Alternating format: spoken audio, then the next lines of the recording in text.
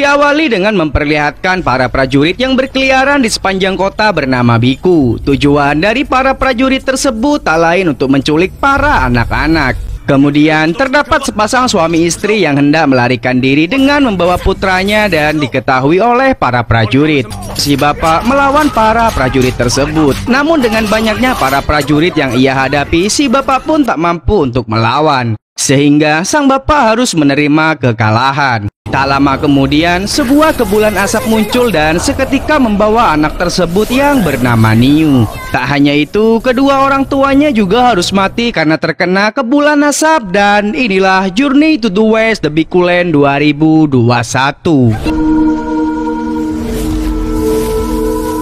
Scene kemudian dilanjutkan. Sun Wukong, Patkai, Wujing, dan Biksu Tong kini memasuki kota Biku yang nampak seperti kota mati. Sesaat kemudian terdapat seorang wanita yang tengah digeret oleh para pasukan karena dianggap gila.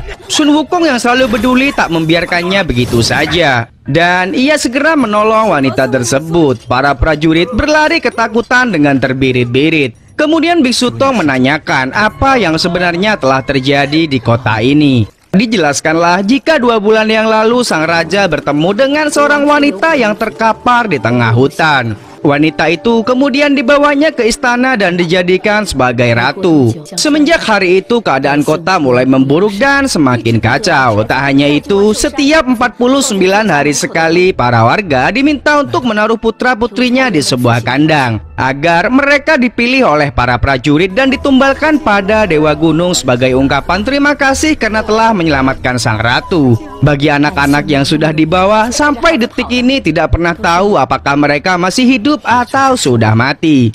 Singkat cerita, belum selesai perbincangan mereka, para prajurit yang sebelumnya melarikan diri kembali datang untuk menangkap Biksu Tong dan para murid-muridnya karena mereka dianggap sebagai biang masalah. Patkai berusaha merayu pengawal agar dipertemukan dengan sang raja. Ia bahkan memberikan sebuah imbalan daun emas yang sebenarnya hanya daun biasa yang ia rubah berdasarkan ilmu sihir. Karena tamaknya para prajurit, akhirnya mereka diizinkan untuk bertemu paduka raja. Singkat cerita, mereka pun dipertemukan. Akan tetapi hanya Biksu Tong saja yang dipersilahkan untuk menghadap. Meskipun Wukong sedikit khawatir dengan gurunya tersebut, tapi Wujing meyakinkan untuk tetap tenang karena Biksu Tong saat ini menggunakan jubah anti siluman. Biksu Tong dijamu dengan baik oleh sang raja dan juga ratu. Akan tetapi ketika sang ratu hendak memberikan secangkir minuman untuk Biksu Tong, sang ratu tak bisa mendekatinya, bahkan membuatnya terkejut dan terheran-heran. Dari sini kita tahu jika sebenarnya sang ratu bukanlah seorang manusia melainkan wanita siluman. Karena tak bisa menyentuh Biksu Tong, sang ratu kemudian menggunakan ilmu sihirnya untuk mempengaruhi raja. Raja yang dalam kendali wanita siluman ini menanyakan pada Biksu Tong mengenai cara agar supaya tetap bisa mempertahankan awet muda. Namun jawaban dari Biksu Tong membuat kaisar murka. Sang ratu kemudian berusaha untuk menenangkan raja. Padahal yang sebenarnya terjadi adalah sang ratu telah mengendalikan sang raja sepenuhnya. Singkat cerita, ratu yang merupakan siluman rebah itu kemudian mendatangi sang kakak yang tak lain merupakan siluman rusa. Diketahui jika selama ini sebenarnya hilangnya anak-anak di kota karena dijadikan sebuah tanaman dan untuk menemukan formula agar bisa tetap awet muda dan abadi. Namun karena hal itu membutuhkan waktu yang lama, siluman rusa kemudian meminta pada adiknya tersebut agar bisa menculik Biksu Tong saja. Setelah itu, ia pun kembali ke kerajaan, namun di sana ia sudah disambut oleh Sun Wukong yang sebenarnya telah mengetahui jika ia adalah siluman. Pertempuran akhirnya berlangsung, guys.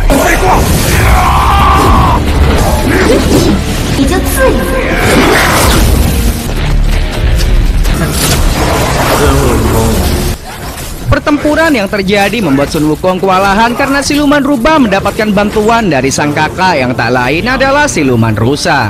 Tak hanya itu, pertempuran tersebut mengakibatkan Sun Wukong mengalami luka di pipinya.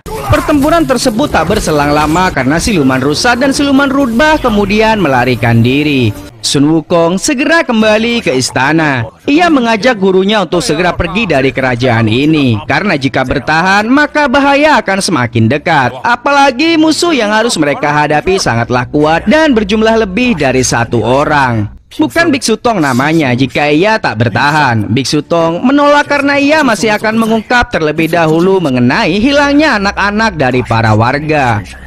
Singkat cerita, esok hari pun tiba. Sun Wukong, Biksu Tong, Wujing, dan Pat Kai mendatangi Paduka Raja. Wukong meminta pada Raja untuk menandatangani surat tugas perjalanannya mengambil kitab suci. Namun Raja yang masih dalam kendali hawa siluman tak kunjung menandatangani surat tersebut. Kemudian siluman rubah mengatakan jika ia mau membiarkan Raja menandatangani surat tugas itu terkecuali Wukong dan yang lain mau melakukan permainan dengan dirinya. Jika mereka bisa menyelesaikan 4 permainan yang ada, maka mereka akan dibebaskan dan bisa melakukan perjalanan. Sebaliknya, jika kalah maka Wukong harus membiarkan gurunya itu untuk ia bawa. Mendengar ucapan itu, Biksu Tong langsung menerimanya tanpa mempertimbangkan apa yang telah dipikirkan oleh Sun Wukong. Permainan pun segera dimulai. Permainan pertama dimainkan oleh Pat Kai, di mana dalam permainan ini Pat Kai diharuskan menahan nafsunya dari para wanita. Tentu saja Pat Kai yang gila akan perempuan tak bisa menahan hal itu. Pat Kai pun harus menerima kekalahan, padahal yang menggodanya bukanlah para wanita melainkan sebenarnya para pria yang dirubah menggunakan ilmu sihir. Permainan kedua akan dimainkan oleh Wujing. Ia diminta untuk memainkan lempar monyet yang artinya dengan mata tertutup Wujing harus melewati satu persatu bola-bola yang akan dilemparkan pada tubuhnya. Permainan kedua ini berhasil dimenangkan oleh Wujing dengan kemampuan bela diri yang ia miliki. Kemudian permainan ketiga. Kini giliran Sun Wukong yang akan bermain. Wukong akan berhadapan dengan seseorang yang terkenal dengan sebutan si kaki gesit. Permainannya kali ini barang siapa yang bisa mengambil selendang ratu lebih dulu maka ia adalah pemenangnya. Singkat cerita, ujung-ujungnya Sun Wukonglah yang menjadi pemenang. Selesainya permainan tersebut, Sun Wukong kembali hendak menemui Ratu. Akan tetapi setibanya di tempat awal, Ratu pun sudah menghilang dengan menculik Biksu Tong. Artinya, permainan yang dilakukan sebenarnya merupakan sebuah jebakan agar Wukong dan yang lain lengah dalam menjaga gurunya tersebut. Di tempat yang lain, Ratu Siluman Rubah dan juga Siluman Rusa yang sudah mendapatkan Biksu Tong sedang mengambil darah dari tangannya. Hal itu ia lakukan sebenarnya bukan untuk dirinya sendiri, melainkan untuk diberikan pada sang ibu yang saat ini mengalami sakit parah. Ternyata ibu mereka bukanlah siluman melainkan seorang manusia. Sang ibu tak meminum darah tersebut dan justru meminta pada putrinya itu untuk segera bertobat dan menghentikan kegilaan sang kakak. Seketika itu pula sang ibu akhirnya merenggang nyawa. Kembali ke Sun Wukong, Pat Kai, dan Wujing, di mana mereka kini akhirnya tiba di sarang siluman rusa. Sun Wukong memerintahkan Wujing dan Pat Kai untuk membebaskan anak-anak yang masih selamat. Sementara ia akan melawan tongkat naga milik siluman rusa. Pertempuran singkat pun akhirnya terjadi.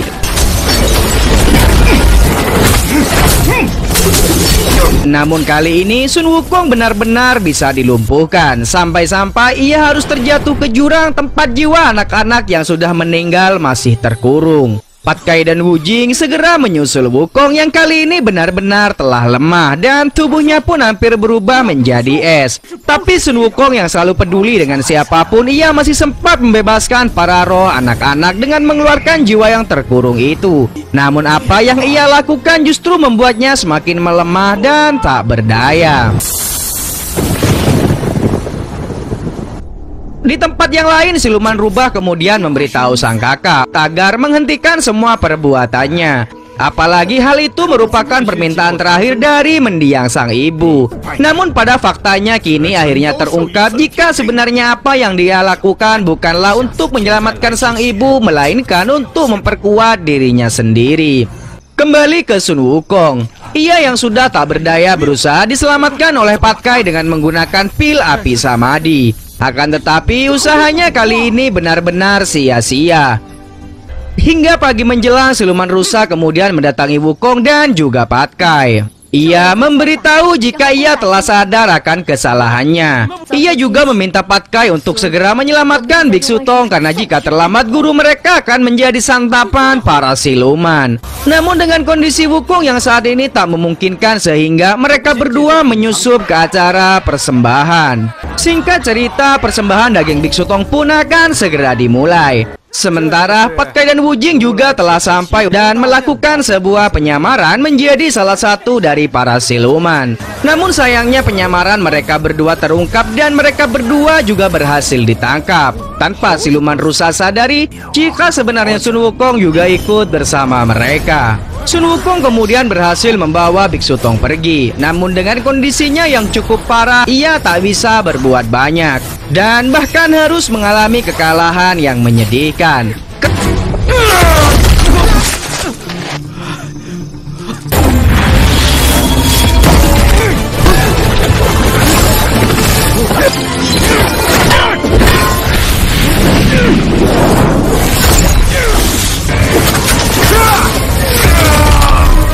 Karena tak tega dengan muridnya tersebut. Hanya di film ini saya melihat Biksu Tong berkorban untuk muridnya itu, guys. Biksu Tong kemudian memberikan tetesan darahnya pada Sun Wukong.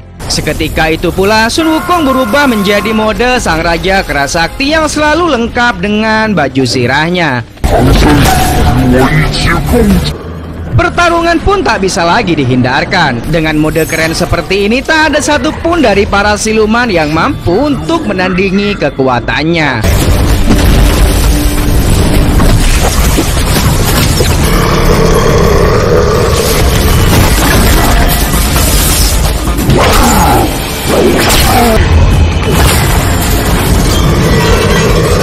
Dan siluman rusa pun berhasil dimusnahkan.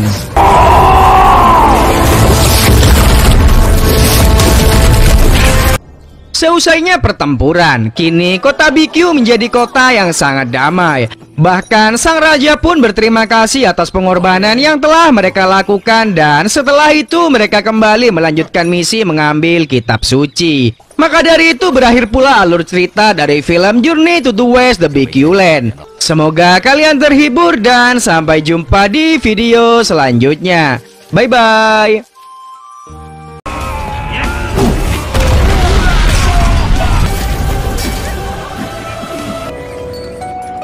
Film ini diawali dengan sebuah adegan di mana di Istana Langit terlihat para pekerja yang sedang menyiapkan bahan bakar yang sangat banyak.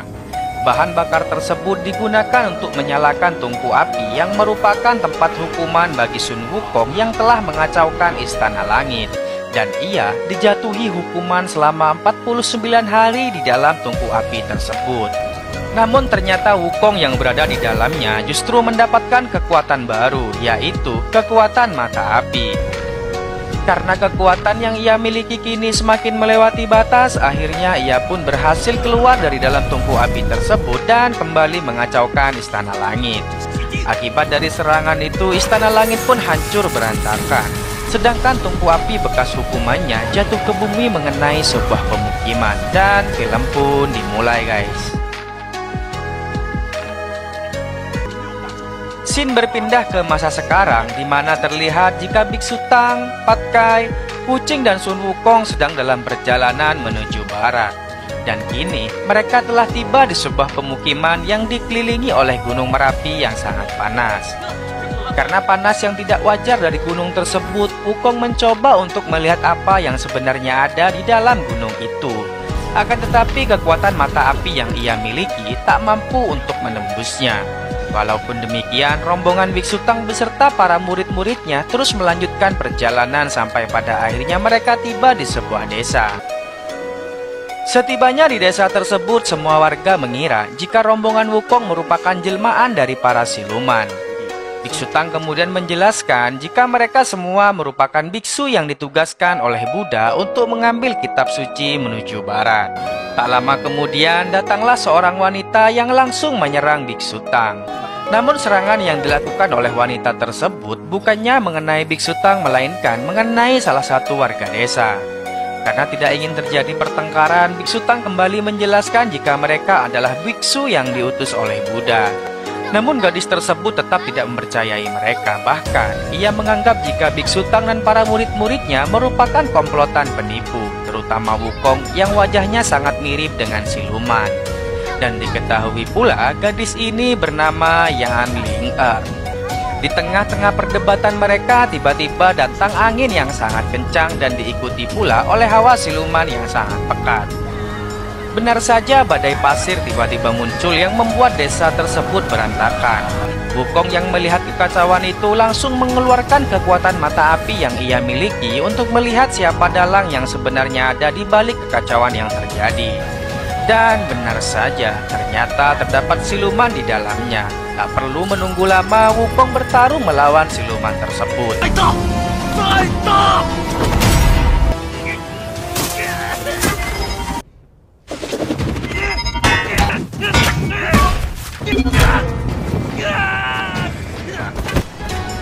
Melihat pertarungan yang terjadi, kini Ling-er mulai menyadari jika orang yang berada di hadapannya adalah Sun Wukong, sang raja kera yang telah ia cari-cari selama ini.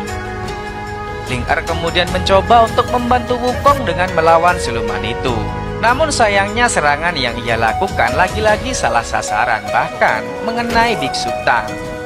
Di saat mereka lengah akan tingkah konyol yang dilakukan oleh Ling-er, akhirnya siluman itu pun berhasil melarikan diri. Walaupun demikian, para warga tetap berterima kasih kepada Wukong dan rombongannya karena telah berhasil mengusir siluman tersebut. Singkat cerita, malam hari pun tiba. Para warga desa berkumpul dan menjelaskan jika pada akhir-akhir ini desa mereka sering diserang oleh siluman. Mereka juga kesulitan meminta bantuan dari dunia luar dan persediaan makanan juga semakin hari semakin menipis karena Gunung Merapi yang mengelilingi desa tersebut sehingga para warga tidak bisa berbuat apa-apa. Di sisi yang lain, Wukong mulai menyendiri dan merenung entah apa yang sebenarnya ia pikirkan. Tak lama kemudian Ling-er datang untuk menemuinya. Ia meminta maaf akan sikap dan perlakuannya tadi siang. Bahkan, ia mengatakan jika ia sangat bahagia karena sudah menemukan Wukong. Wukong yang cuek begitu saja terus ditanyai beberapa pertanyaan oleh Ling-er. Sampai pada suatu ketika, Ling-er menanyakan tentang Gunung Huagu yang seketika membuat Wukong langsung tersinggung. Entah apa yang sebenarnya terjadi pada masa lalu sehingga membuat Wukong marah begitu besar kepada Ling-er. Pat Kai yang tiba-tiba datang mencoba mengalihkan perhatian. Akan tetapi pada saat ia memegang Ling-er, tangan Pat Kai langsung terbakar. Kemudian Ling-er menunjukkan kekuatannya untuk melihat masa lalu dari Pat Kai. Wukong yang melihat hal itu mengira jika ia merupakan jelmaan dari siluman. Namun Ling-er menyangkalnya dan mengatakan jika kekuatan yang ia miliki merupakan kekuatan yang dimiliki oleh peri. Wukong yang tak percaya begitu saja mencoba menyerang Ling-er. Beruntungnya para warga yang melihat mereka bertengkar melerai kejadian tersebut dan melindungi Ling-er. Warga desa mengatakan jika Ling-er bukanlah orang jahat dan ini murni kesalahpahaman. Meskipun Ling-er bukan warga desa asli, ia merupakan satu-satunya orang yang selalu melindungi para warga dari siluman. Tak lama dari itu, para warga desa pun bersujud dan meminta bantuan kepada Wukong dan gurunya untuk menghentikan Gunung Merapi yang selama ini membahayakan desa mereka. Namun Wukong ragu karena api di gunung itu bukanlah api sembarangan dan tak mudah untuk dipadamkan. Ling-er kemudian menyampaikan jika ada satu kabar yang beredar di mana satu-satunya cara memadamkan api itu hanya dengan menggunakan benda pusaka yang bernama kipas malam. Di sisi yang lain, tepatnya di sebuah markas siluman, terlihat jika siluman angin merupakan anak buah dari Raja Siluman Kerbau. Mereka merencanakan sesuatu yang licik untuk melakukan penculikan terhadap Biksu Tang. Pada keesokan paginya, Wukong mengajak Pat Kai untuk pergi menemui Dewi Kipas guna meminjam pusaka kipas yang ia miliki. Setelah berjalan cukup jauh, Wukong dan Pat Kai menjumpai sebuah kedai. Mereka memutuskan untuk beristirahat sejenak. Tak lama Wukong duduk di kedai tersebut, ia merasakan jika ada yang aneh dengan tempat itu. Ia pun mengeluarkan kekuatan mata apinya dan melihat jika orang-orang yang ada di dalam kedai itu merupakan jelmaan siluman. Wukong yang mulai marah mencoba untuk menghajar para siluman tersebut. Akan tetapi belum sampai ia menyerang, tiba-tiba Ling-er datang menghampiri mereka. Dan ternyata selama perjalanan Ling-er telah mengikuti mereka dan ia berniat untuk membantu Wukong. Namun lagi-lagi Wukong tak berkenan dan menolak tawaran dari Ling-er. Hingga tak lama kemudian, Ling Er melihat seorang wanita tua yang mencoba untuk memadamkan api dengan menggunakan kipas kecil. Dengan kebaikan hatinya, Ling Er menyarankan kepada wanita tua itu agar menggunakan air saja, karena itu akan lebih cepat membuat api itu mati. Akan tetapi, tiba-tiba tempat itu berubah menjadi istana siluman dan si wanita tua ternyata Dewi Kipas yang sedang menyamar. Tanpa berbicara cukup panjang, Wukong mengatakan jika ia ingin meminjam pusaka yang ia miliki. Akan tetapi Dewi Kipas tak mengizinkan Wukong. Karena memaksa, akhirnya mereka berdua pun bertarung.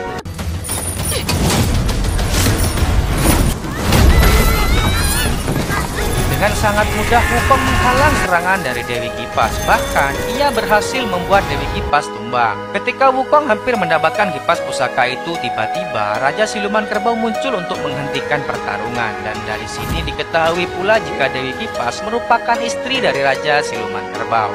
Namun masalah tak sampai di sini saja, karena secara mengejutkan Raja Siluman Kerbau berterima kasih kepada Ling Er karena ia telah berhasil menggiring Wukong untuk datang ke tempat ini dan meninggalkan gurunya. Yang hal itu membuat Wukong mengira jika Ling Er telah bersekongkol dengan Raja Siluman Kerbau.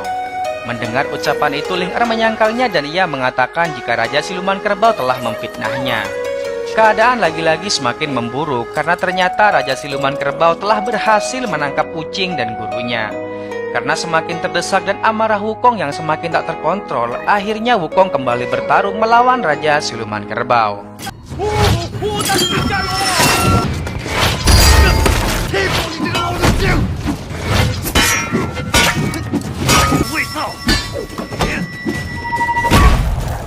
Pertarungan yang sangat sengit ini membuat Raja Siluman Kerbau terlempar keluar istana. Karena sadar jika dirinya tak akan mampu melawan Wukong dengan liciknya, Raja Siluman Kerbau menyerang mental Wukong dan kembali mengingatkan masa lalunya. Raja Siluman Kerbau menjelaskan jika tempat ini dulunya merupakan Gunung Huaguo, dan tulang-tulang yang masih ada itu merupakan tulang-tulang dari ratusan pasukan kera yang tak lain merupakan rakyat dari Sun Wukong. Mendengar ucapan dari Raja Siluman Kerbau, Wukong semakin tak terkontrol. Ia pun mengingat kembali masa lalunya yang sangat kelam itu. Dan diketahui pula jika tungku api yang Sun Wukong lempar 500 tahun yang lalu jatuh tepat di Gunung Huaguo dan menghabiskan semua makhluk hidup di dalamnya. Mengetahui Wukong sedang lengah, Raja Siluman Kerbau kembali menyerang hingga membuat Wukong pun tersungkur. Namun karena amarah yang semakin tak terkontrol, Wukong kembali mengamuk dan menghajar habis-habisan Raja Siluman Kerbau hingga membuatnya tak mampu lagi berdiri. Kini Wukong telah berhasil mengambil kipas pusaka dari Raja Siluman Kerbau. Dengan segera Wukong pergi menuju ke Gunung Merapi dan dengan barbar pula ia berusaha untuk memadamkan kobaran api di dalamnya. Namun entah kenapa semuanya seakan sia-sia. Bahkan api-api tersebut memberikan perlawanan hingga membuat Wukong terpental. Beruntungnya di saat yang bersamaan, Ling Er dan Patkai datang untuk menolong Wukong. Sesadarnya Wukong dari pingsannya, Patkai berusaha membangkitkan kembali semangat Wukong. Namun sayangnya usahanya itu tak membuahkan hasil, karena mental Wukong kali ini sudah benar-benar telah jatuh. Karena bujukannya tak membuahkan hasil, akhirnya Patkai memutuskan untuk pergi sendiri menyelamatkan Wuqing beserta gurunya. Sementara itu, Wuqing dan Biksu Tang masih yakin jika Wukong akan kembali menyelamatkan mereka. Namun mereka tidak tahu apa yang sudah terjadi dengan Wukong. Tak lama dari percakapan mereka, Patkai telah tiba yang mereka kira bersama Wukong. Namun nyatanya Patkai hanya sendiri melawan para pasukan yang ada di istana Raja Siluman Kerbau. Karena pada dasarnya kekuatan Patkai tak sebanding dengan pasukan Raja Siluman Kerbau, akhirnya ia pun dapat ditumbangkan dengan sangat mudah. Di sisi yang lain, kini giliran Ling Er mendatangi Wukong. Ia terus berusaha untuk menghiburnya.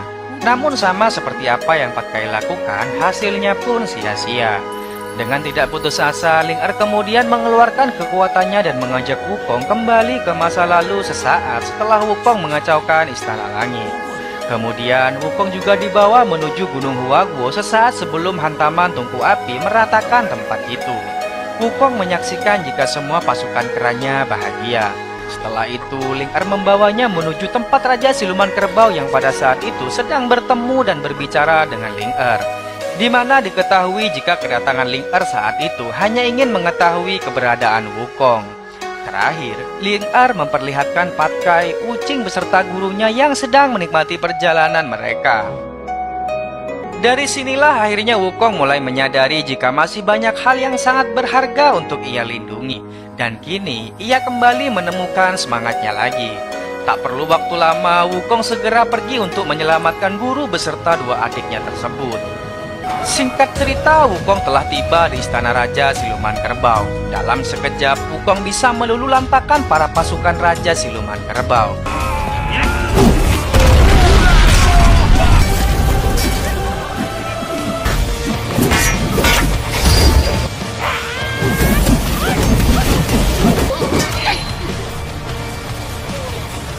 Karena pada dasarnya Raja Siluman Kerbau bukanlah tandingannya, ia pun berhasil dilumpuhkan. Karena sudah terpojok, Raja Siluman Kerbau kemudian menyerang Biksu Tang dengan kapaknya hingga mengakibatkan Biksu Tang jatuh ke dalam tungku api. Menyaksikan hal itu, Wukong langsung menyusul masuk ke dalam tungku api tersebut. Kini mereka berdua bertahan dari kobaran api di dalamnya hanya dengan tongkat sakti yang Wukong miliki. Karena tidak ingin membahayakan gurunya, akhirnya Wukong mengorbankan diri dan mengeluarkan Biksu Tang dengan menggunakan tongkat sakti miliknya.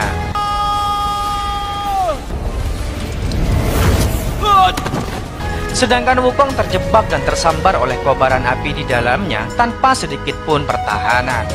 Dan ternyata ini pula yang telah direncanakan oleh Raja Siluman Kerbau yang tak lain hanya untuk mengambil kekuatan mata api milik Wukong. Setelah itu, Raja Siluman Kerbau membawa Wuching, Patkai beserta Biksu Tang untuk dikorbankan ke Gunung Merapi. Sebelum pergi, Raja Siluman Kerbau menyerahkan Wukong kepada Ling Er. Karena melihat situasi yang tidak berpihak kepada mereka, akhirnya Ling Er masuk ke dalam tungku api dan mulai mencari Wukong. Singkat cerita, akhirnya Ling Er berhasil menemukan Wukong. Akan tetapi keadaannya kali ini benar-benar parah, bahkan lebih parah dari sebelumnya. Di mana kali ini Wukong merasa jika dirinya selalu gagal melindungi orang-orang yang ia sayangi. Ling Er kemudian menjelaskan kejadian yang sebenarnya dan dari mana ia berasal. Ia pun mengatakan jika Wukong merupakan pahlawan bagi Ling Er karena sudah membebaskannya di masa lalu. Di mana pada zaman dahulu, tepatnya di 500 tahun yang lalu, ia adalah roh api yang terbelenggu di Istana Langit. Beruntungnya pada saat itu Wukong mengacau dan melululantakkan Istana Langit yang kemudian memberikan kebebasan kepada Ling Er. Semenjak hari itu ia pun bersumpah untuk mencari keberadaan Wukong dan ingin membalas budi atas kebaikannya. Dan hari ini adalah saatnya tepat untuk membalas budi itu. Ling Er kemudian mengorbankan diri untuk membangkitkan kembali kekuatan dan semangat Wukong. Sedangkan di tempat yang lain, Raja Siluman Kerbau bersiap untuk melempar Biksu Tang. Namun belum sampai ia melakukan itu, tiba-tiba Wukong muncul dengan gagah perkasa lengkap dengan baju zirah kebanggaannya, langsung membinasakan para pasukan Raja Siluman Kerbau. Kini pertarungan terakhir antara Wukong melawan Raja Siluman Kerbau telah dimulai.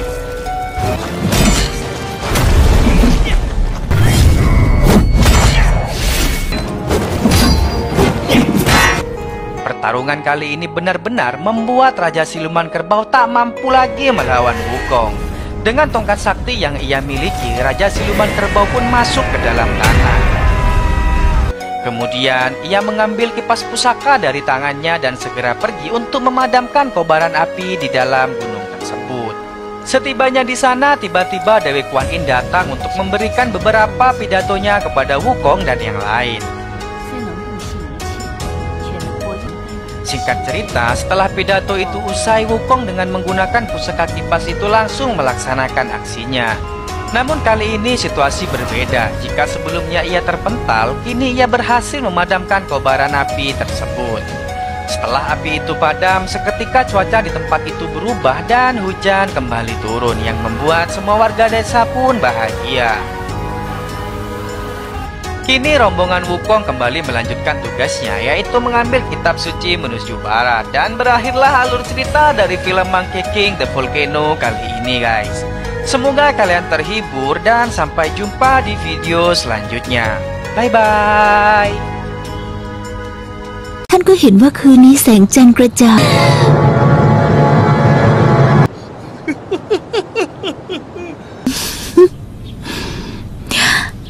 Berlatar belakang sebuah gurun pasir di mana Biksu Tong dan Sun Wukong sedang memperdebatkan tentang gurunya yang tak mau memandu perjalanan mereka. Apalagi kini mereka terjebak selama 3 hari 3 malam tanpa keluar dari gurun pasir ini. Sun Wukong memprotes karena gurunya itu hanya menunggangi kuda dan tak memberikan kontribusi sama sekali dalam pencarian kitab suci menuju barat. Perdebatan untuk kesekian kalinya dalam perjalanan mereka, Pat Kai mengusulkan agar Sun Wukong dan Biksu Tong bertukar tempat saja, agar mereka saling merasakan satu sama lain bagaimana menjadi seperti mereka. Usulan dari Pat Kai ini diterima dengan baik oleh Sun Wukong maupun Biksu Tong, sehingga mereka akhirnya memutuskan untuk bertukar tempat selama 7 hari menggunakan ilmu sihir yang Wukong miliki. Dan mulai saat ini, kekuatan Wukong akan berpindah kepada Biksu Tong, sedangkan Biksu Tong akan ditugaskan untuk membasmi siluman memandu perjalanan mereka. Dan film The Monkey King Biography of Demons dimulai, guys. Scene berpindah ke sebuah desa di mana Sun Wukong memperingatkan seorang anak kecil untuk tidak membuang-buang makanan. Apalagi membuang makanan itu merupakan sesuatu yang tidak diperbolehkan. Namun anak tersebut tidak mau mendengarkan Wukong, bahkan ia memarahinya. Karena kesal, Wukong pun bertindak, akan tetapi semua warga yang menyaksikan hal itu langsung menyerang Wukong. Dan diketahui jika anak laki-laki itu merupakan suami dari para wanita-wanita ini, guys. Alamak, banyak kali lah istrinya. Dan kini giliran bocah laki-laki itu yang menyerang Wukong. Karena tak kehilangan akal, Sun Wukong mengalihkan emosinya dengan memberikannya sebuah wayang. Dan ia pun akhirnya terbebas dari amukan para warga.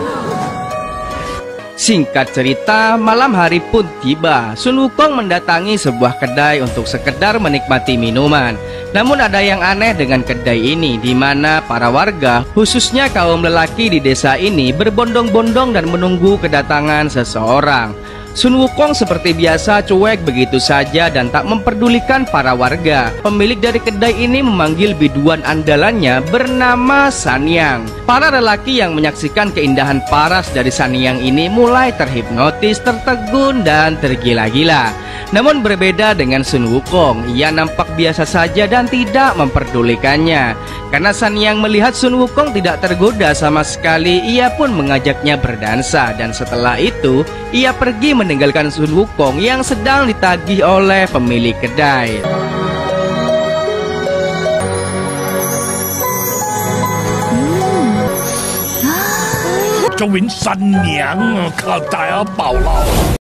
Di sisi yang lain, tepatnya di Gua Siluman, terdapat 6 siluman laba-laba yang berencana untuk menangkap dan menculik Biksu Tong agar mereka bisa menghilangkan kutukan yang mereka terima oleh Raja Iblis bermata putih. Tentu saja itu bukanlah sesuatu yang sangat mudah untuk dilakukan, karena mereka semua harus menghadapi Sun Wukong agar bisa menculik Biksu Tong. Maka dari itu, kelima siluman ini menugaskan salah satu siluman bernama Sanyang agar menggoda Wukong yang tanpa Sanyang sadari jika Sun Wukong adalah orang yang pernah ia temui dan ia ajak untuk berdansa di dalam kedai.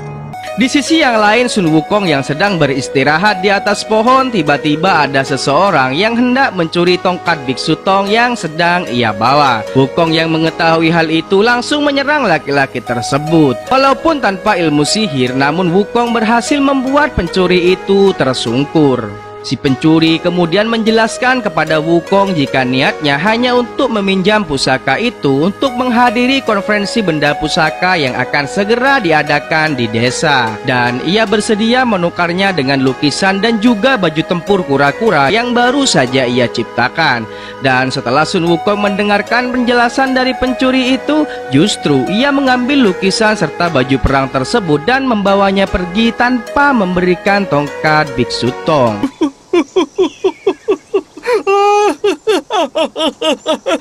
Singkat cerita, pada keesokan paginya Sun Wukong kembali ke kedai dan mendatangi Sanyang yang pada saat itu sedang sendirian. Wukong sedikit demi sedikit merayu Sanyang, hingga pada suatu ketika Sanyang menanyakan kepada Wukong apakah ia mengetahui seorang biksu yang berasal dari dinasti Tang. Sun Wukong kemudian menjelaskan jika dirinya juga berasal dari dinasti Tang. Karena mengira jika Sun Wukong adalah biksu Tong, Sanyang mencoba merayu Wukong untuk ikut ke rumahnya. Sesampainya di sana, Sanyang mulai melancarkan aksinya dengan membuat Sun Wukong nyaman di pelukannya, yang tanpa diketahui Wukong jika Sanyang berniat untuk membunuhnya. Beruntungnya serangan dari Sanyang tidak mengenai Wukong dan justru mengenai dirinya sendiri, guys. Sun Wukong yang terkejut dengan luka di tangan Sanyang mencoba untuk membantunya, dan pada saat Wukong sedang menolongnya, tiba-tiba datang satu siluman lain yang hendak menemui Sanyang. Namun sebelum ia masuk, ia melihat bayangan Sanyang dan Sun Wukong yang sedang berkimpoi, sehingga ia mengurungkan niatnya untuk masuk. Sedangkan Sanyang sendiri yang masih belum menyerah untuk mencelakai Wukong, sekali lagi mencoba untuk menusuknya, dan untuk kedua kalinya ia tertusuk oleh pisaunya sendiri.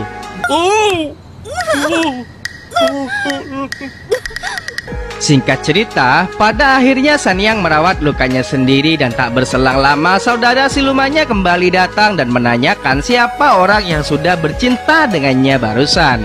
Sanyang menjelaskan jika itu adalah biksu Tong. Saudaranya itu kemudian memberi lukisan akan bentuk wajah dari biksu Tong dan Sun Wukong.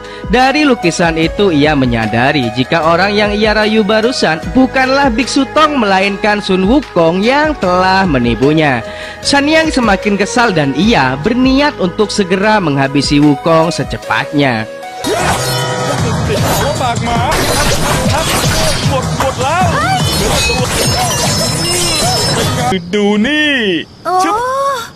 Pada keesokan paginya, Sanyang mengajak Wukong ke tempat para saudara-saudaranya. Tujuannya tak lain untuk menyekap dan menyembunyikan Sun Wukong agar tidak menghalangi niat mereka untuk menculik biksu Tong. Beruntungnya Sun Wukong berhasil menyogok salah satu siluman yang sangat suka dengan makanan enak, sehingga ia bisa terbebas dari ikatannya. Sedangkan Sanyang masih mengingat ucapannya di mana dulu ia pernah mengatakan jika ia akan menikahi seseorang apabila ada seseorang yang mampu menatap matanya lebih dari 9 detik, dan satu-satunya orang itu hanyalah Sun Wukong seorang, yang artinya Sanyang kini mulai jatuh cinta kepada Wukong.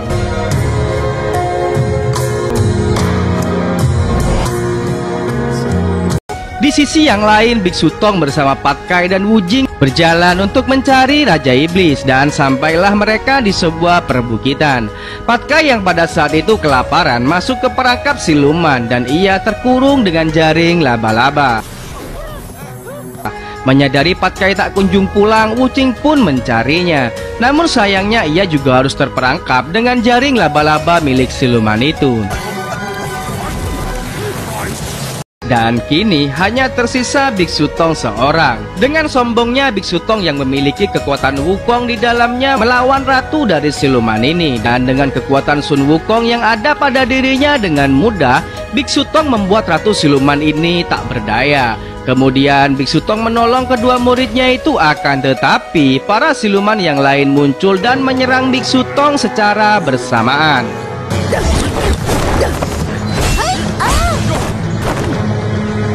Setelah serangan yang begitu brutal, akhirnya biksu Tong pun tersungkur dan mereka semua dibawa menuju gua para siluman. Sun Wukong yang masih belum mengetahui akan keberadaan gurunya kembali mendatangi Sanyang, dan ia berpamitan kepada Sanyang untuk mendatangi konferensi benda pusaka yang diadakan oleh saudara-saudaranya. Sanyang yang sudah jatuh hati kepada Wukong memperingatkannya untuk tidak mendatangi acara tersebut.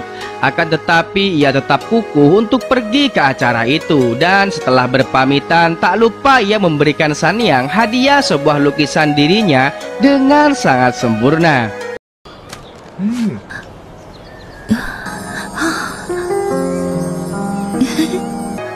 Singkat cerita, konferensi benda pusaka itu pun dimulai.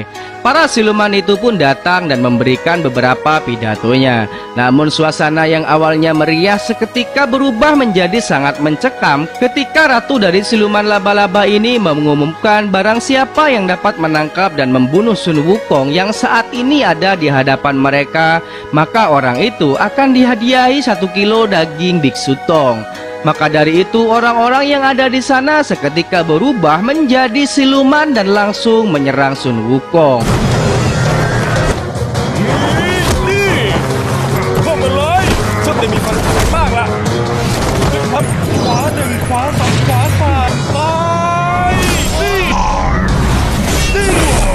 Meskipun tanpa ilmu sihir, Sun Wukong dapat mengalahkan siluman itu satu persatu.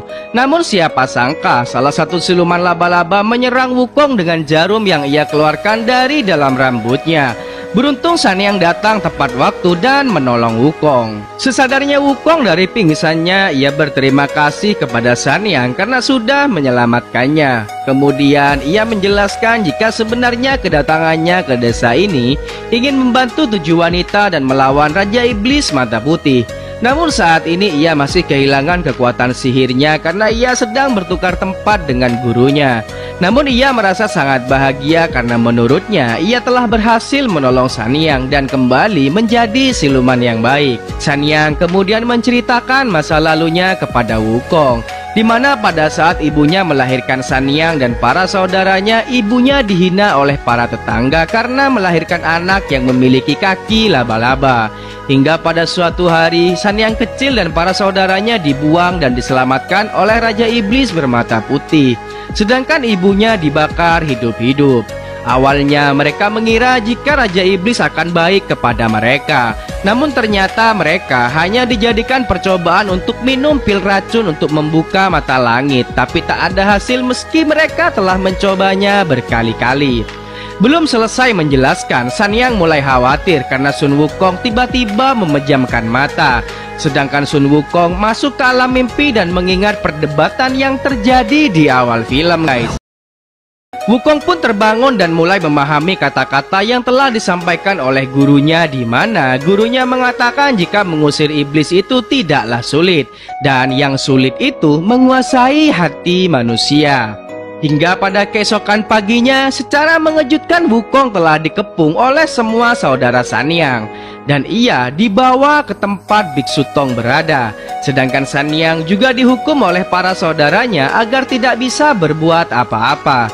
Ratu Siluman juga menganggap keberadaan Sanyang hanya sebagai beban, dan mulai saat ini Sanyang bukan lagi bagian dari mereka. Sehingga Ratu Siluman pun mengusirnya untuk segera pergi dari sana.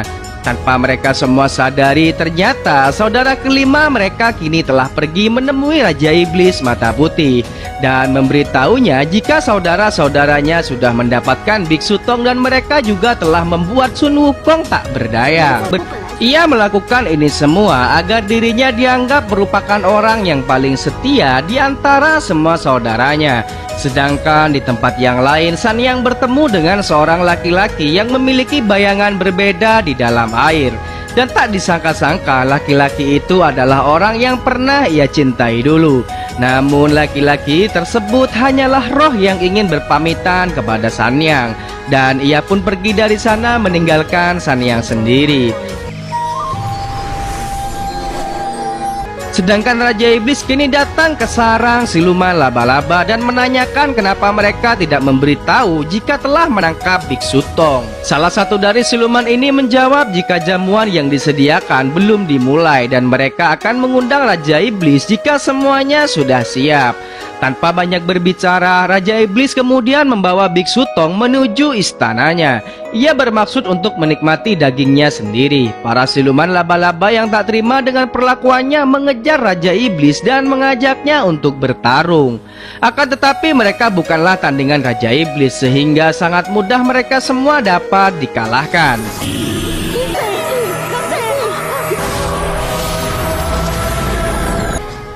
Sedangkan Wukong, Biksu Tong, dan yang lain kini sedang terikat di luar tempat Raja Iblis berada. Tak lama kemudian Sanyang datang untuk menolong mereka.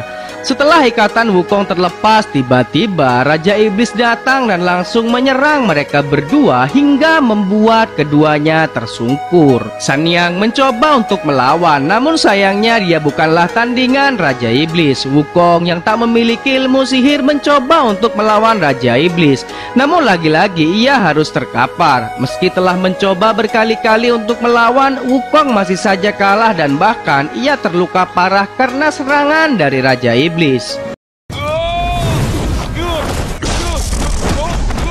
Sanyang yang tak tega menyaksikan penyiksaan terhadap Wukong, akhirnya ia pun memutuskan untuk mengorbankan diri dan harus mati di tangan Raja Iblis ini guys. Dan tiba-tiba langit berubah menghitam menandakan waktu berganti identitas Wukong dan Biksu Tong telah tiba. Mereka berjabat tangan, angin puting beliung segera datang dan akhirnya Wukong kembali menjadi kera sakti yang sangat perkasa. Dan kini pertarungan terakhir antara Wukong melawan Raja Iblis pun dimulai guys.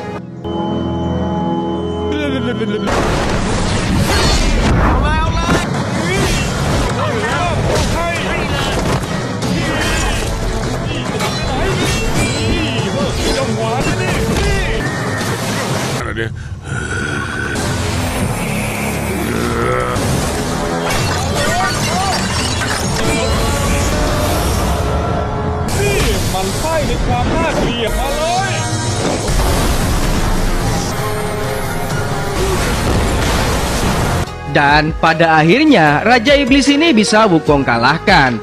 Hilangnya Raja Iblis bersamaan dengan hilangnya Sanyang dari hadapan Wukong.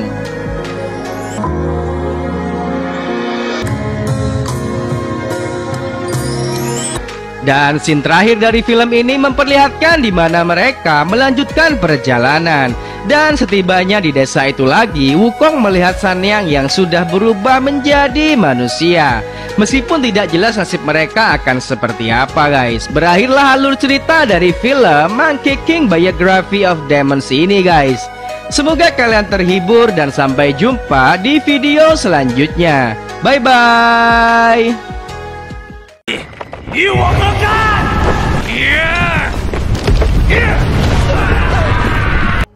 Film diawali dengan memperlihatkan seorang bocah yang sedang dikejar oleh beberapa orang yang seperti mayat hidup. Mereka mengejar bocah tersebut untuk menularkan penyakit yang mereka derita. Beruntungnya di tengah-tengah bocah itu melarikan diri, ia bertemu dengan Sun Wukong yang bergelantungan. Sun Wukong yang melihat ada yang aneh dengan para warga itu menolong bocah tersebut. Dengan sekali pukulan tongkat sakti, semua warga itu dapat ditumbangkan. Akan tetapi secara tiba-tiba sebuah cermin raksasa muncul dan dari dalam cermin tersebut muncullah seorang wanita siluman yang mengendalikan para mayat hidup itu, dan ia bertarung melawan Sun Wukong.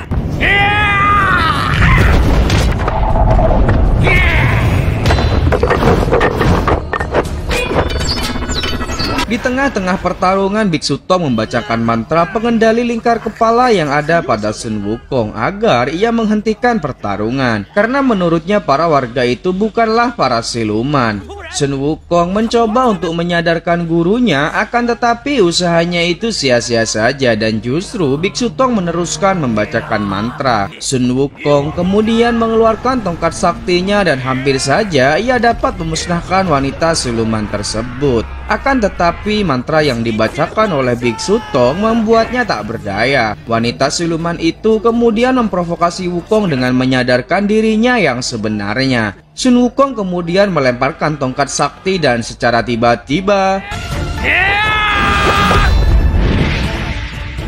jiwa yang lain dari Sun Wukong muncul. Dengan kekuatan mata api, jiwa jahat itu membakar Sun Wukong dan film baru saja dimulai guys. Scene kemudian memperlihatkan Sun Wukong yang baru saja terbangun dari tidurnya. Dan ternyata apa yang ia alami merupakan sebuah mimpi belaka. Dari mimpi itu Sun Wukong mempunyai firasat yang buruk yang akan terjadi. Bukan Sun Wukong namanya jika ia tak bertengkar dengan gurunya. di mana gurunya itu selalu menyalahkan Wukong karena selalu menghabisi para siluman. Walaupun Wukong selalu meyakinkan gurunya jika para siluman itu tidak akan membiarkan mereka hidup, akan tetapi Biksu Tong justru mengelak dan ia mengatakan jika para siluman-siluman itu masih bisa dibawa ke jalan kebenaran. Sun Wukong yang kesal hendak melepaskan amarahnya, akan tetapi ia ketakutan ketika melihat gurunya itu yang mengepakkan tangan dan khawatir gurunya akan membacakan mantra pengendali lingkar kepala yang ia gunakan.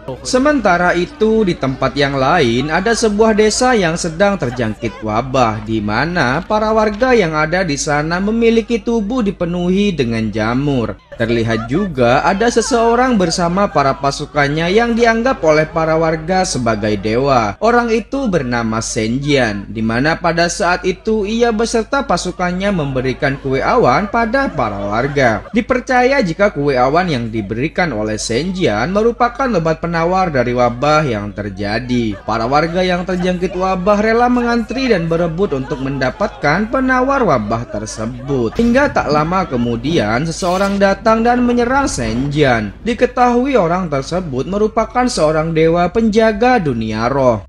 Dewa itu mendatangi Senjian karena sebelumnya ia telah mencuri sebuah artefak surgawi dari kayangan. Dewa itu juga mengatakan jika wabah yang terjadi sebenarnya merupakan ulah dari Senjian. Apapun yang telah diberikannya seharusnya tidaklah dimakan karena hal itu akan membuat wabah semakin menyebar. Walaupun demikian, para warga tidak ada satupun yang mempercayainya dan justru lebih percaya pada Senjian. Benar saja, ketika para warga itu memakan kue awan pemberiannya, semua orang yang ada semakin kacau.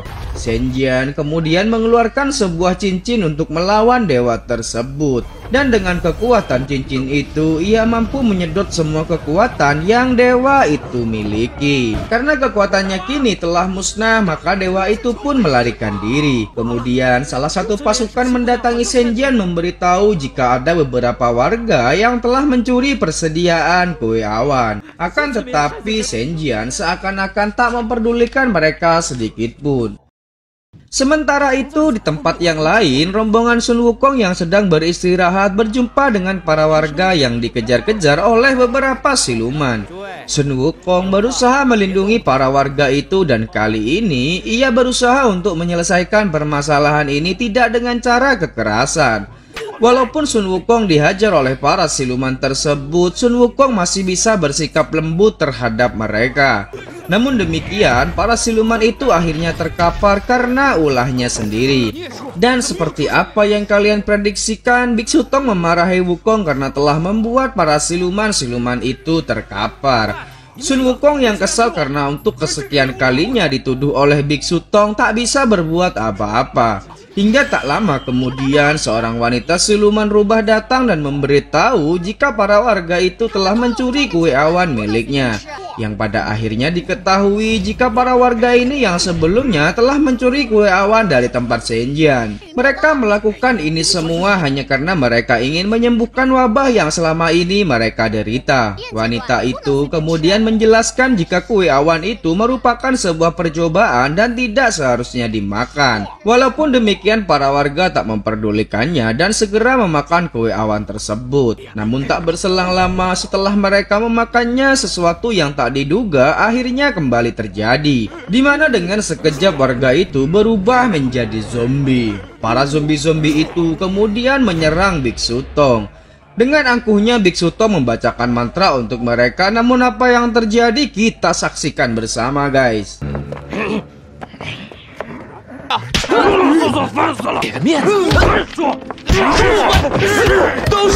Beruntungnya Xiaoqi yang dapat mengontrol mereka berhasil membuat warga itu kembali sadar. Biksu Tong berterima kasih pada Xiaoqi karena ia dapat menyelesaikan masalah tidak dengan cara kekerasan. Berbeda dengan Sun Wukong yang selalu liar dalam menyelesaikan masalah. Mendengar nama Sun Wukong, Xiaoqi pun kaget dan ia memberitahu jika ia sebenarnya merupakan penggemar Sun Wukong sang raja keras sakti. dan selama ini ia bercita-cita untuk bertemu langsung dengan dirinya. Xiaoqi kemudian meminta Wukong untuk menandatangani sebuah buku yang selama ini ia simpan, dan buku itu menceritakan tentang perjalanan hidup Sun Wukong. Akan tetapi Biksu Tong melarangnya, karena jika Sun Wukong melakukan hal itu berarti Wukong membanggakan semua kesalahannya di masa lalu, yang tak lain siluman yang selalu mengacaukan istana langit. Karena takut gurunya akan membacakan mantra pengendali lingkar emas yang ia gunakan, Sun Wukong tak bisa berbuat apa-apa selain menerima kenyataan. Setelah itu Biksu Tong menanyakan pada Xiaoqi kenapa para warga itu mencuri kue awan. Akan tetapi Xiaoqi tak menjelaskannya dan justru pergi meninggalkan mereka. Xiaoqi menemui kakaknya untuk menanyakan apa sebenarnya isi dari kue awan. Karena ketika para warga memakannya dalam sekejap, mereka semua berubah menjadi zombie. Senjian kemudian memberitahu jika kue awan itu merupakan sebuah penawar, namun demikian penawar itu memiliki efek samping yang sangat mengerikan. Walaupun demikian ia tak dapat memberitahu para warga karena mereka selalu berebut untuk mendapatkan kue tersebut. Xiaoqi hanya menganggukkan kepala mendengar penjelasan dari Senjian. Kemudian ia menceritakan jika ia telah bertemu dengan rombongan Biksu Tong. Dan secara tiba-tiba pula Xiaoqi pun pingsan dengan sendirinya. Dari sini akhirnya terungkap guys, jika kue awan yang diberikan Senjian kepada warga tak lain hanya untuk mengambil jiwa mereka. Dan jiwa-jiwa itu diberikan pada Xiaoqi untuk memberikan kehidupan yang lebih panjang dan yang pasti tanpa sepengetahuannya. Senjian melakukan ini semua hanya karena sebenarnya Xiaoqi sudah tewas sebelumnya karena pernah melindungi Senjian dari guntur di masa lalu. Dan untuk membalas budi maka ia melakukan ini semua. Dan kali ini ia akan segera memburu jiwa Biksu Tong untuk ia berikan pada Xiaoqi. Sementara itu, rombongan Biksu Tong kini tiba di desa. Para warga memberikan hormat atas kedatangan mereka semua. Para warga kemudian meminta Biksu Tong untuk dapat membantu dan menyembuhkan kepala desa yang saat ini terjangkit wabah mematikan ini. Namun dari arah yang lain, Sun Wukong mengetahui jika para warga yang ada telah dipengaruhi oleh hawa siluman yang sangat pekat. Sun Wukong mencoba meyakinkan gurunya dan seperti biasa Biksu Tong tengil tak mau mendengarkan ucapan Wukong.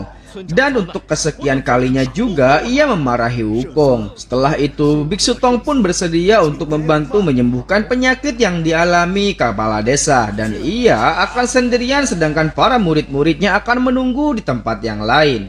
Singkat cerita, akhirnya Biksu Tong pun bertemu dengan kepala desa.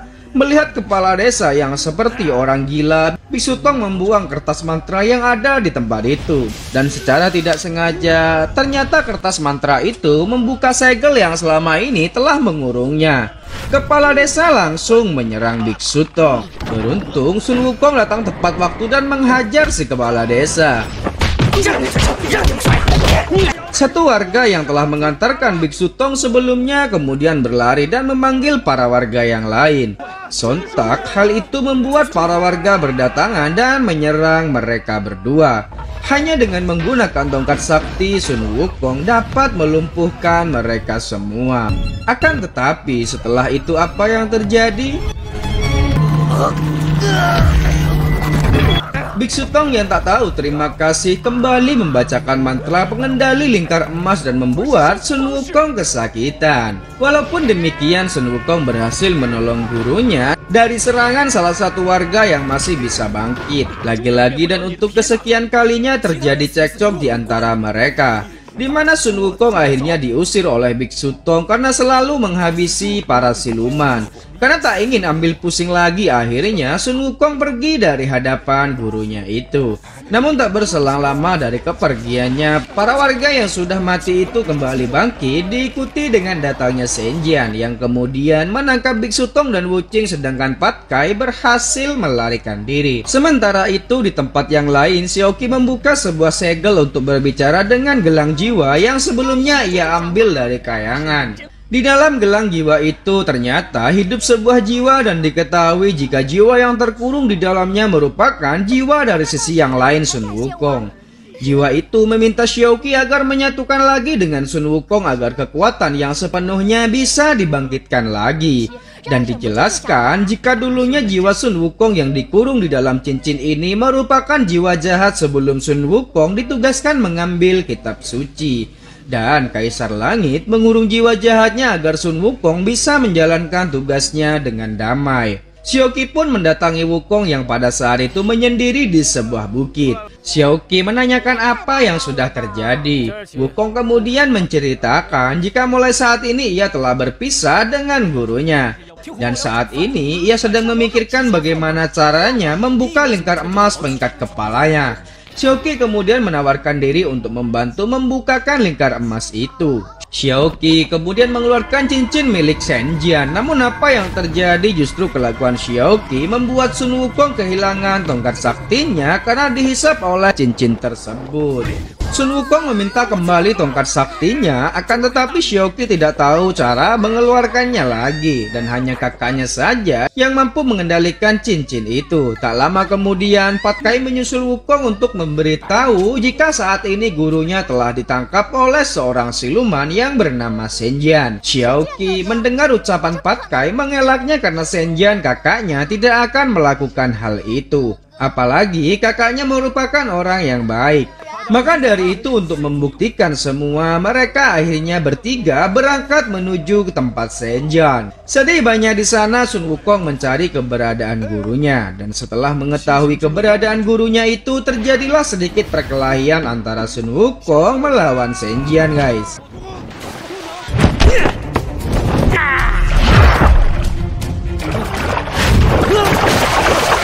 Akan tetapi tanpa adanya tongkat sakti, Sun Wukong dapat dikalahkannya dengan mudah.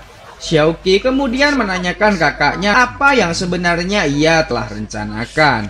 Shen Jian kemudian mengatakan jika hanya dengan memakan daging biksu tong maka penderitaan yang dialami Xiaoqi akan terselesaikan. Dan Xiaoqi akan pulih dengan sepenuhnya. Shen Jian kemudian mengeluarkan kekuatan cincin itu untuk menghisap kekuatan Sun Wukong. Akan tetapi hal itu berhasil dicegah oleh Xiaoqi dan ia segera membawa Sun Wukong melarikan diri. Sebelum pergi, Xiaoqi meminta kakaknya untuk tidak melakukan sesuatu yang membahayakan bagi biksu Tong. Xiaoqi bersedia membantu Wukong membebaskan gurunya karena penyebab Shen Jian melakukan ini semua hanya demi menolongnya. Pada saat itu pula Xiaoqi mengeluarkan gelang pengikat jiwa yang di dalamnya berisi jiwa Sun Wukong yang lain. Gelang itu mampu berbicara dengan Wukong, di mana ia memberitahu Wukong untuk segera bersatu dengannya lagi, agar kekuatan yang sesungguhnya bisa dibangkitkan. Awalnya Sun Wukong tak percaya begitu saja, sampai pada suatu ketika jiwa itu mengatakan hal sensitif tentang Wukong. Dan pada akhirnya Sun Wukong mempercayainya, guys. Gelang itu memberitahu Wukong jika satu-satunya cara untuk menyatukan mereka kembali hanya dengan menghancurkan butir manik yang menyegel gelang ini. Dan butir manik itu akan hancur dengan sendirinya jika Sun Wukong memiliki amarah yang sangat besar. Mendengar ucapan itu, Pat Kai kemudian berniat membantu Wukong dengan mengatainya yang buruk-buruk. Akan tetapi butir manik itu tak kunjung pecah. Wukong kemudian meminta Xiaoqi untuk melakukannya. Dan benar saja, tak perlu menunggu lama dari ucapan Xiaoqi, salah satu manik itu pun akhirnya bisa dipecahkan. Karena tak puas dengan hal itu, Sun Wukong menanyakan jiwanya cara yang lebih cepat untuk memecahkan semua manik itu. Jiwa itu memberitahu Wukong untuk segera pergi ke Gunung Erlang mencari kapak surgawi yang sebelumnya digunakan Chen Qian untuk menyelamatkan sang ibu. Maka dari itu bergegaslah mereka bertiga pergi ke gunung tersebut.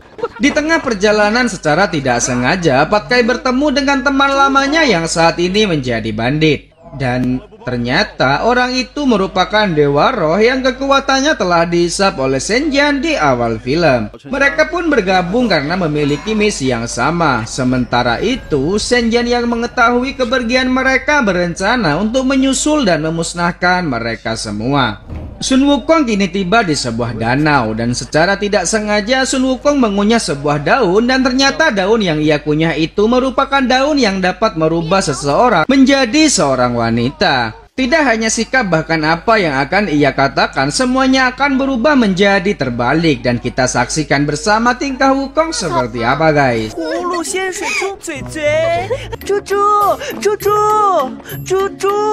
Namun siapa sangka para pasukan Senjian kini sudah tiba di tempat peristirahatan Wukong. Dengan membabi buta, para pasukan itu menyerang Wukong dan yang lain tanpa terkecuali Xiaoqi juga menjadi sasaran mereka. Namun siapa sangka sesuatu yang tidak terduga terjadi, di mana salah satu manik pecah dan membuat Sun Wukong seketika berubah menjadi beringas. Tidak hanya itu, ia bahkan kehilangan setengah dari ingatannya. Semua orang berlari dan hanya menyisakan Xiaoqi seorang. Beruntungnya saat Xiaoqi terdesak, datang seorang perempuan bernama Sheng Mu yang membantunya dan segera mengembalikan ingatan Sun Wukong.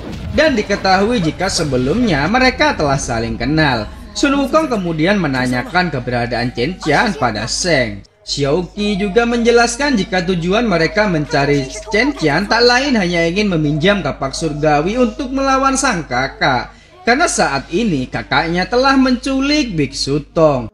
Sementara itu saat ini Sun Wukong telah kehilangan kekuatannya. Dan satu-satunya cara mengembalikan kekuatan itu hanya dengan memotong gelang jiwa milik Sun Wukong. Sheng kemudian memberitahu mereka berdua jika sebenarnya ada jalan pintas untuk membebaskan Biksu Tong dari penjara Senjian. Tak lain mereka harus pergi ke sungai Zanzu dengan membawa lentera teratai milik Sheng Mu dan segera memadamkan api keinginan Senjian. Dan jika itu berhasil, mereka tidak harus bertarung dan masalah bisa diselesaikan tanpa adanya kekerasan. Tak lama kemudian Senjian datang dan mengambil lentera teratai itu. Xiaoqi menyadarkan kakaknya untuk segera menghentikan semua kekacauan yang telah ia perbuat. Akan tetapi hal itu sia-sia saja dan akhirnya mereka melarikan diri dan pergi menuju Gunung Erlang tempat kapak surgawi berada. Setibanya di sana mereka sudah disambut oleh Chen Qian dan ternyata Chen Qian merupakan murid dari Sun Wukong di masa lalu. Namun kali ini Chen Qian seakan-akan telah kehilangan semua ingatannya dan pertarungan antara guru dan murid pun tak dapat dihindarkan.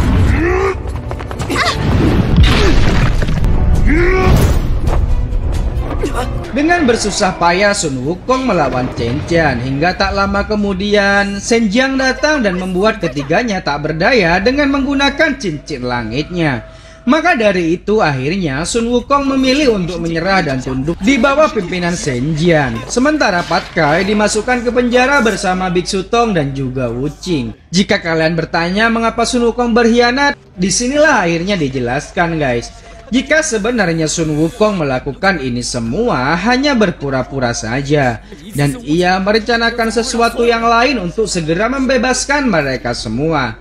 Sementara itu Xiaoqi yang baru sadar dari pingsannya keluar untuk mencari udara segar. Ia juga kembali bertemu dengan Sun Wukong. Namun ada sesuatu yang berbeda kali ini, di mana Xiaoqi sudah tidak mengingat lagi Sun Wukong. Dan diketahui jika pada saat ia tak sadarkan diri, Shen Jian telah menghilangkan semua dari ingatannya.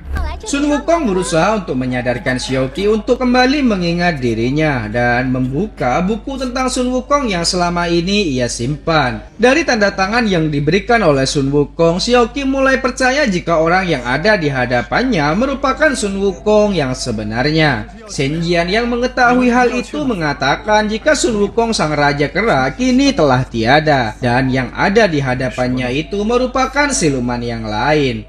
Namun Xiaoqi tidak mempercayainya, apalagi di dalam buku yang selalu ia simpan terdapat tanda tangan dari Sun Wukong. Shen Jian berusaha untuk merampas buku itu dan memintanya untuk tidak lagi mengingat tentang Wukong. Sementara Sun Wukong kini dipenjara dan dikumpulkan bersama para teman-temannya. Xiaoqi yang juga mulai curiga dengan kakaknya mencari tahu kebenaran apa yang sebenarnya telah terjadi. Dan secara tidak sengaja ia menyaksikan sang kakak yang sedang memerintahkan para siluman untuk segera memasak Biksu Tong. Mendengar hal itu akhirnya Xiaoqi melarikan diri dan segera membebaskan Sun Wukong. Ia juga memberikan gelang jiwa dan lentera teratai pada Wukong untuk ia pergi menuju sungai Zanzu dan segera memadamkan api keinginan milik Shen Jian. Mengetahui akan rencana Wukong, Senjian menyerang mereka berdua. Namun alhasil serangan yang dilakukan mengakibatkan Sun Wukong terlempar ke dalam sungai Sanzu. Xiaoqi kemudian menyusul Wukong. Setibanya di sana, Sun Wukong bertemu lagi dengan wanita siluman penjaga sungai tersebut. Nah, ternyata wanita siluman ini yang pernah memperlihatkan sebuah penyerangan pada Wukong di awal film, guys. Ia juga memberitahu jika isyarat itu sengaja ia tampakkan agar Sun Wukong bisa mengetahui masalah yang akan mereka hadapi. Dan dari percakapan ini juga diketahui jika sebenarnya Senjian merupakan siluman penjaga sungai Zanzu yang sebelumnya. Namun ia berkhianat pada Istana Langit dan meninggalkan sungai Zanzu. Wanita itu kemudian memberitahu api keinginan milik Senjian. Sun Wukong mengeluarkan lentera teratai dan berniat untuk memadamkan api tersebut. Akan tetapi secara tiba-tiba Senjian datang dan menghajar Wukong habis-habisan. Xiaoqi berusaha dengan semua kekuatan yang ia miliki untuk melindungi Wukong. Xiaoqi juga mengambil kembali lentera teratai dan mengarahkannya tepat ke api milik Senjian. Seketika itu pula tubuh Senjian menjadi lemah, namun dengan sedikit kekuatan yang masih ia miliki, Senjian membuang lentera teratai itu ke dalam sungai. Xiaoqi berusaha kembali untuk meraih lentera teratai yang tanpa ia ketahui jika di dalam sungai itu terdapat awan hitam yang sangat mengerikan. Di sela-sela Xiaoqi tak berdaya, Sun Wukong datang bermaksud untuk menolongnya. Namun karena kekuatan Sun Wukong yang saat ini telah hilang, ia juga harus menerima kenyataan jika ia tidak bisa berbuat apa-apa. Dan justru terhisap oleh awan hitam itu. Akan tetapi tiba-tiba manik terakhir pengikat jiwa akhirnya pecah dan kedua jiwa Sun Wukong bisa bersatu satu sama lain. Dan Sun Wukong berubah wujud menjadi raja kerasakti setara dengan langit. Ia juga berhasil menghancurkan lingkar emas pengikat antara ia dengan gurunya. Dengan sekali pukulan tongkat sakti, Sun Wukong membuat Senjian pun tak berdaya dan mati seketika. Xiaoqi berusaha menyadarkan Wukong yang saat ini sudah dikendalikan oleh jiwa jahatnya. Xiaoqi yang merasa ditipu oleh Sun Wukong kemudian hendak menusuknya. Namun serangan itu justru membuat Xiaoqi pun terpental. Hingga tak lama kemudian secara tiba-tiba suara Biksu Tong muncul dan membuat Sun Wukong tak terkendali, seakan-akan kedua jiwa yang berbeda ini sama-sama bergejolak. Sementara itu, jiwa yang lain dari Sun Wukong kini mulai sadar akan mana dari perjalanan mengambil kitab suci menuju barat, di mana tujuannya tak lain untuk mengendalikan rasa takut dan keinginan yang sangat kuat. Mendengar ucapan Biksu Tong, jiwa jahatnya merasa kesakitan dan mereka berdua akhirnya bertemu satu sama lain. Jiwa jahat dari Sun Wukong mencoba untuk menyerang jiwa baiknya. Namun demikian jiwa baik dari Sun Wukong bisa mengatasinya dengan mudah. Sedangkan di tempat yang lain, Xiaoqi mengambil lentera teratai untuk menghisap jiwa jahat dari Sun Wukong. Namun apa yang ia lakukan justru membuatnya terbunuh karena serangan jiwa jahat itu. Kembali ke tubuh Sun Wukong, di mana kedua jiwa ini kembali bertarung. Dan alhasil pertarungan kedua jiwa ini dimenangkan oleh jiwa baik Sun Wukong. Dan kali ini ia sudah bisa mengendalikan tubuhnya lagi. Wukong berusaha untuk segera menolong Xiaoqi. Akan tetapi karena semuanya sudah terlambat, Xiaoqi pun tewas seketika. Dengan tewasnya Xiaoqi berakhir pula dari alur cerita film The Monkey King di One and Only, guys. Karena scene terakhir memperlihatkan di mana Sun Wukong dan yang lain akan melanjutkan kembali perjalanannya menuju barat. Mungkin itu saja yang bisa saya sampaikan. Sampai jumpa di alur cerita film selanjutnya, guys. Bye-bye.